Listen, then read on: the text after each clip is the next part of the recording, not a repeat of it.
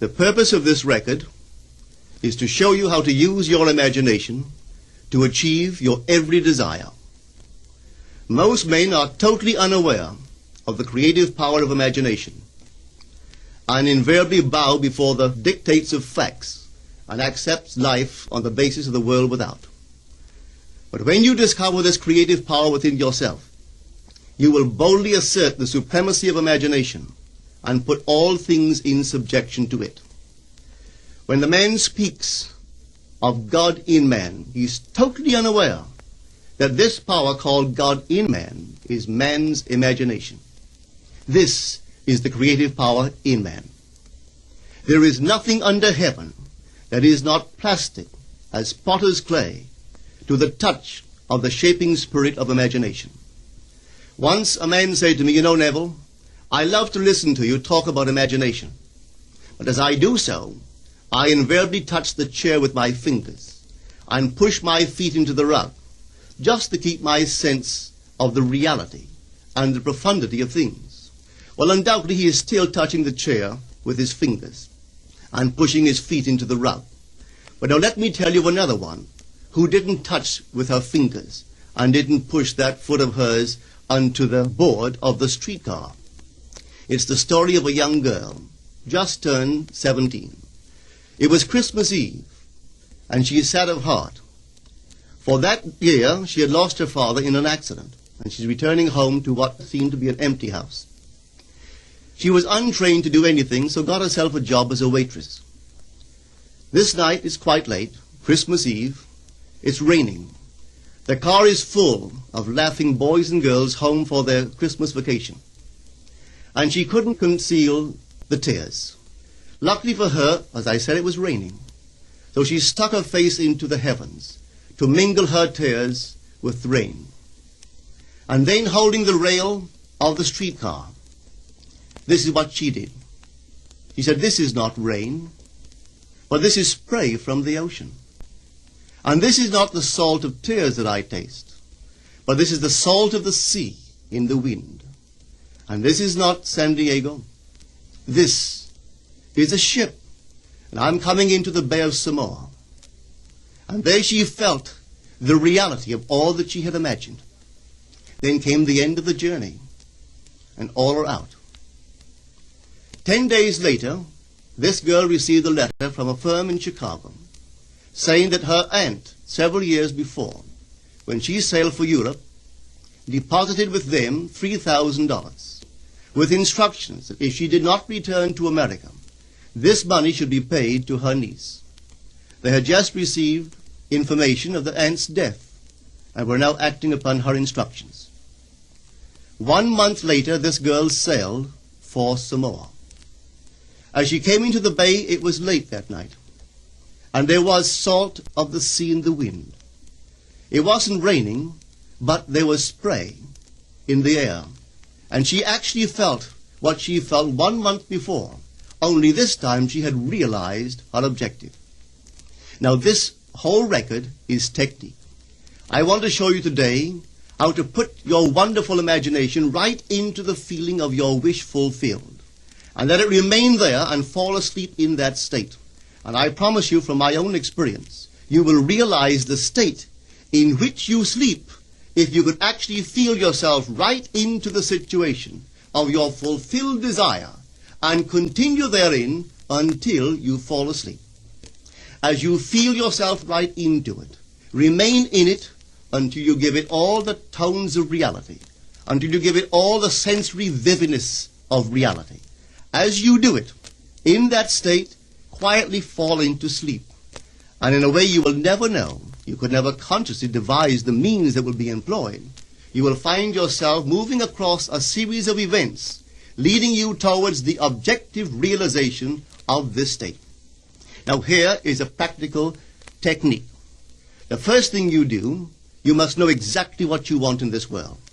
When you know exactly what you want, make as lifelike a representation as possible of what you would see and what you would touch and what you would do and physically moving in such a state.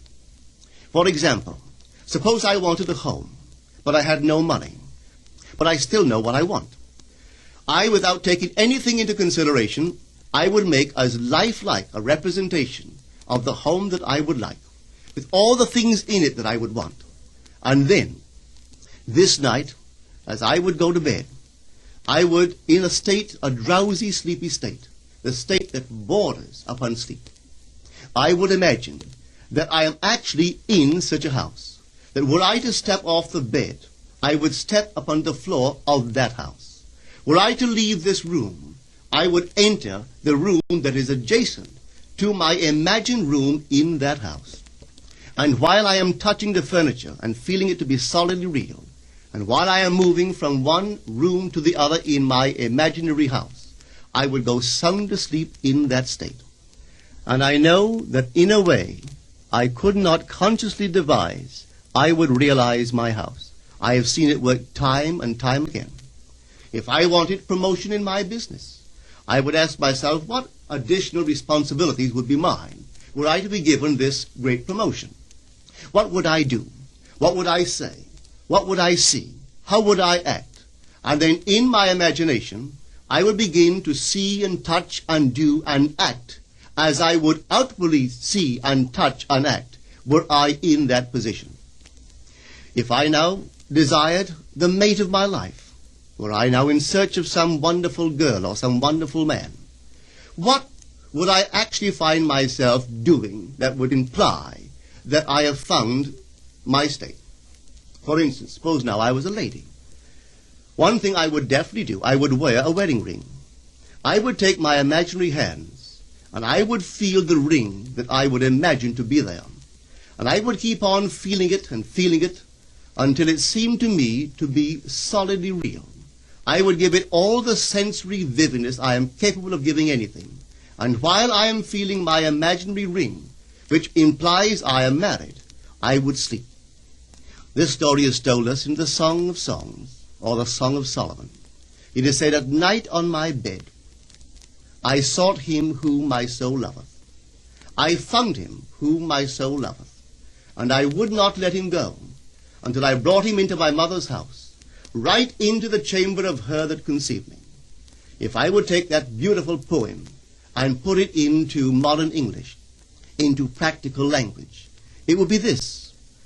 While sitting in my chair, I would feel myself right into the situation of my fulfilled desire. And having felt myself into that state, I would not let it go. I would keep that mood alive, and in that mood I would sleep. That is, taking it right into my mother's chamber, into the chamber of her that conceived me. You know, people are totally unaware of this fantastic power of the imagination. But when man begins to discover this power within him, he never plays the part that he formerly played. He doesn't turn back and become just the reflective life. From here on in, he is the affecter of life. The secret of it is to center your imagination in the feeling of the wish fulfilled and remain therein. For in our capacity to live in the feeling of the wish fulfilled lies our capacity to live the more abundant life.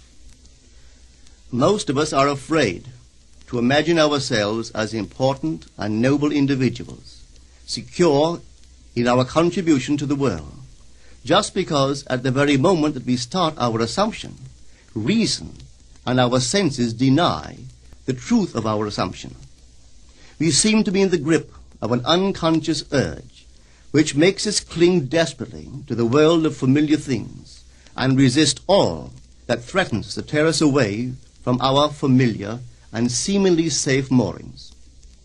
But I appeal to you to try it. If you try it, you will discover this great wisdom of the ancients, for they told it to us in their own strange, wonderful, symbolical form. But unfortunately, you and I misinterpreted their stories and took it for history when they intended it as instruction to simply achieve our every objective. You see, imagination puts us inwardly in touch with a world of states. These states are existent. They are present now. But they are mere possibilities while we think of them. But they become overpoweringly real when we think from them and dwell in them. You know, there's a wide difference between thinking of what you want in this world and thinking from what you want. Let me tell you, when I first heard of the strange and wonderful power of the imagination, it was in 1933 in New York City. An old friend of mine taught it to me. He turned to the 14th of John, and this is what he read. In my Father's house are many mansions. If it were not so, I would have told you. I go to prepare a place for you. And if I go and prepare a place for you, I will come again and receive you unto myself, that where I am, there ye may be also. He explained to me that this central character of the Gospels was human imagination, that mansion was not a place in some heavenly house, but simply my desire. If I would make a living representation of the state desired, and then enter that state and abide in that state, I would realize it. At the time, I wanted to make a trip to the island of Barbados in the West Indies, but I had no money. He explained to me that if I would that night, as I slept in New York City, assume that I was sleeping in my earthly father's house in Barbados, and go sound asleep in that state, that I would realize my trip. Well, I took him at his word and tried it. For 1 month, night after night, as I fell asleep, I assumed I was sleeping in my father's home in Barbados. At the end of my month, an invitation from my family came, inviting me to spend the winter in Barbados. I sailed for Barbados the early part of December of that year. From then on, I knew I had found this Savior in myself. The old man told me that it would never fail. Even after it happened, I could hardly believe that it would not have happened anyway. That's how strange this whole thing is. On reflection, it happens so naturally. You begin to feel or to tell yourself, well, it would have happened anyway, and you quickly recover from this wonderful experience of yours. It never failed me if I would give the mood, the imagined mood, sensory vividness. I could tell you unnumbered case histories to show you how it works, but in essence it's simple. You simply know what you want. When you know what you want, you're thinking of it. That is not enough. You must now begin to think from it. Well, how could I think from it? I am sitting here, and I desire to be elsewhere. How could I, while sitting here physically, put myself in imagination at a point in space removed from this room and make that real to me? Quite easily. My imagination puts me in touch inwardly with that state. I imagine that I am actually where I desire to be. Now, can I tell that I am there? There is only one way to prove that I am there. For what a man sees when he describes his world is as he describes it relative to himself. So what the world looks like depends entirely upon where I stand when I make my observation. So if, as I describe my world, it is related to that point in space I imagine that I am occupying, then I must be there. I am not there physically, no, but I am there in my imagination, and my imagination is my real self. And where I go in imagination and make it real, there I shall go in the flesh also. When in that state I fall asleep, it is done. I have never seen it fail. So this is the simple technique on how to use your imagination to realize your every objective. Here is a very healthy and productive exercise for the imagination. Something that you should do daily. Daily relive the day as you wish you had lived it, revising the scenes to make them conform to your ideals. For instance, suppose the day's mail brought disappointing news. Revise the letter. Mentally rewrite it and make it conform to the news you wish you had received. Or suppose you didn't get the letter you wish you had received. Write yourself the letter and imagine that you received such a letter.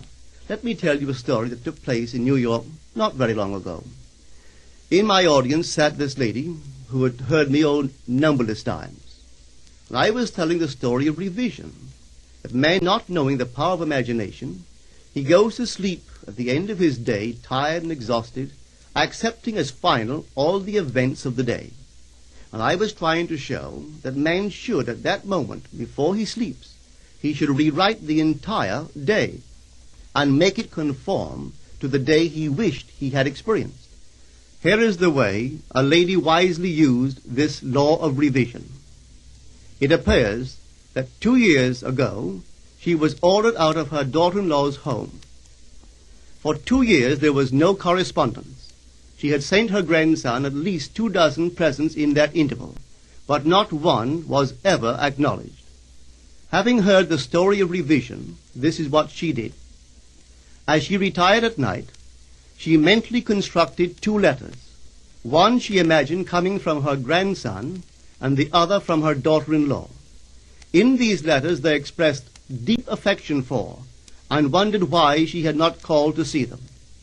This she did for 7 consecutive nights, holding in her imaginary hand the letter she imagined she had received, and reading these letters over and over until it aroused within her the satisfaction of having heard. Then she slept.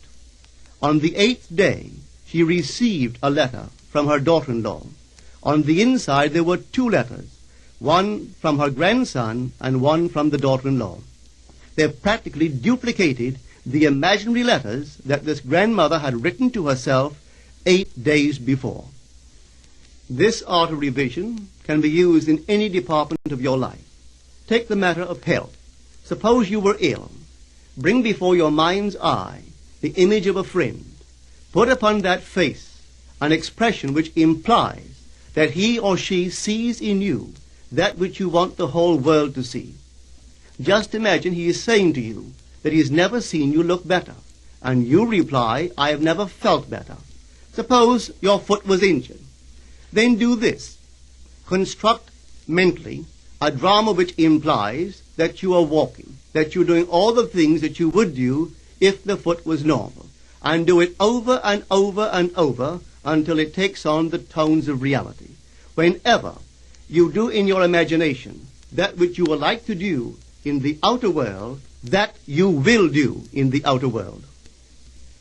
The one requisite is to arouse your attention in a way and to such intensity that you become wholly absorbed in the revised action. You will experience an expansion and refinement of the senses by this imaginative exercise, and eventually achieve vision in the inner world. The abundant life promised us is ours to enjoy now, but not until we have the sense of the Creator as our imagination can we experience it. Persistent imagination, centered in the feeling of the wish fulfilled, is the secret of all successful operations. This alone is the means of fulfilling the intention. Every stage of man's progress is made by the conscious, voluntary exercise of the imagination. Then you will understand why all poets have stressed the importance of controlled, vivid imagination. Listen to this one by the great William Blake. In your own bosom you bear your heaven and earth, and all you behold, though it appears without, it is within, in your imagination, of which this world of mortality is but a shadow. Try it, and you too will prove that your imagination is the Creator.